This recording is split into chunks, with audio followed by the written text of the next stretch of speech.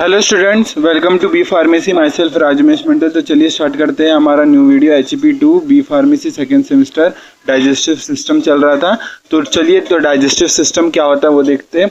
और means digestive system पे हम लोग ने ये 14, 15, 16 वीडियोस डाल दिए। अभी आगे का देखते हैं। हम लोग पढ़ रहे थे पिछले वीडियो में लार्ज इंटेस्टाइन, जहाँ पर हम लोग ने उसका एनाटॉमी कवर किया था।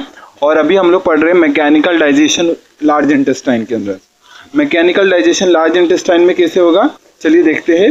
तो ये एक ही स्लाइड का है, तो इतना ही रखते हैं आज की वीडियो में। Mechanical digestion in the large intestine. तो होता क्या है, the passage of the crime.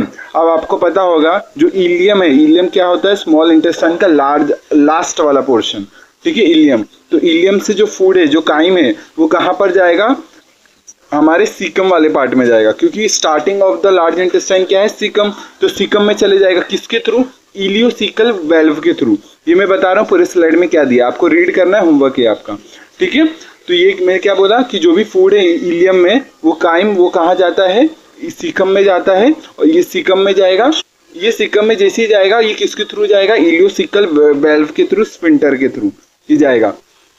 और ये जो स्फिंक्टर है ये स्लोली काम करता है। मीन्स जैसे जैसे इलियम में फूड भरता रहता है, काइम भरता रहता है, वो स्लोली वो सीकम में आता रहता है। ये आपको ध्यान रखना है। और सीकम जैसे ही फुल होता है, फुल मीन्स डिस्टेंडेड, इधर जो डिस्टेंडेड का मतलब है, उसका मतलब होता है फुल, फिल्ड हो जाना पूरा।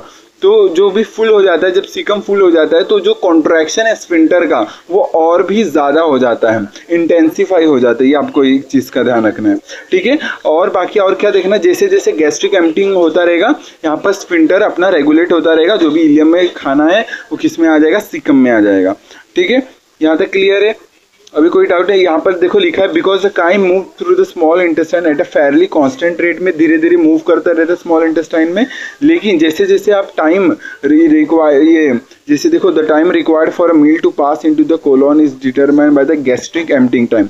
मीन्स जो गैस्ट्रिक एम्प्टिंग टाइम क्या होता है, जो गैस्ट्रिक अपना जो स्टमक के अंदर जो भी खाना है वो कब एम्प्टी होता है, कितने टाइम में एम्प्टी होता है, इस पर डिपेंड करता है कि जो इलियम से फूड कितनी तेजी से, कितनी चीज़ कितने टाइम इंटेंसिफाई में आएगा, कितने अमाउंट में आएगा इलियम से सीकम के अंदर फूड, ये चीज़ का है। और आपको मैंने पहले बताया था, जो ये लार्ज इंटेस्टाइन में जो हॉस्ट्रा बना हुआ रहता है, आपको पता है, उसके चर्निंग से फूड का अच्छे से और भी मतलब अच्छे से मूवमेंट हो पाता है। और पेरिस्टाल्सिस तो होता ही है जो फूड के मूवमेंट के लिए, ठीक है। तो असेंडिंग कोलॉन में आता है सीकम से, फिर ट्रांसवर्स कोलॉन, और फिर जैसे ट्रांसवर्स कोलॉन में फूड आया, काइम आया, उसमें होता क्या है, उसमें क्या होता है, सडन क्या होता है, एक स्ट्रॉन्ग पेरिस्टाल्सिस आता है। स्ट्रॉन्ग पेरिस्टाल्सिस किसके थ्रू आता है मैं अभी बताता हूँ। एक स्ट्रॉन्ग पेरिस्टाल्सिस आता है और वहाँ से फूड ट्रांसफर से सीधा रेक्टम में फूड आ जाता है। तो ये स्ट्रॉन्ग पेरिस्टाल्सिस किसके थ्रू आता है, ये आता है गैस्ट्रोकोलिक रिफ्लेक्स। ये जो रिफ्लेक्स है वो स्टमक और कोलन की, जो कोलन है,